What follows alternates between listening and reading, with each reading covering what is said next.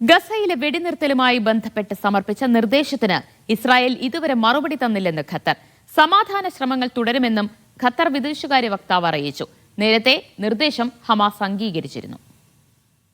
No, we don't have any indications at the moment, and I think the actions on the ground speak louder. ഗസയിലെ Israel ആക്രമണത്തിന് താൽക്കാലിക ശമനമെന്ന നിലയിൽ August 18-നാണ് ഖത്തറും ഈജിപ്തും വെടിനിർത്തൽ നിർദ്ദേശം മുമ്പോട്ട് വച്ചിരുന്നത്.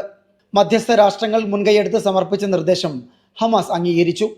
എന്നാൽ ആഴ്ചകൾ കഴിഞ്ഞിട്ടും നിർദ്ദേശത്തിന് ഇസ്രായേൽ മറുപടി നൽകിയില്ലെന്നാണ് ഖത്തർ വിദേശകാര്യ വക്താവ് മാജിദ് അൽ അൻസാരി ഇന്ന് നടത്തിയ വാർത്താ സമ്മേളനത്തിൽ അറിയിച്ചത്. വെടിനിർത്തൽ നിർദ്ദേശത്തോട് പ്രതികരിക്കുന്നതിന് പകരം ഗസയിൽ ഇസ്രായേൽ ആക്രമണം ശക്തിപ്പെടുത്തുന്ന കാഴ്ചയാണിപ്പോൾ. മാനുഷിക സഹായം പോലും നിഷേധിച്ച് അധിനിവേശം തുടർന്നുകൊണ്ടിരിക്കുന്നു. ഗസയെ സമ്പൂർണ്ണമായി കീഴ്പ്പെടുത്താനുള്ള ഇസ്രായേൽ ശ്രമം എല്ലാവരെയും അപകടത്തിലാക്കും. ഇതിനെതിരെ അന്താരാഷ്ട്ര സമൂഹം ഒറ്റക്കെട്ടായി നിലപാടെടുക്കണം. ഗസയിലേക്ക് മാനുഷിക സഹായം എത്തിക്കാൻ അതിർത്തികൾ പൂർണ്ണമായി തുറക്കണമെന്നും മാജിദ് അൽ അൻസാരി ആവശ്യപ്പെട്ടു.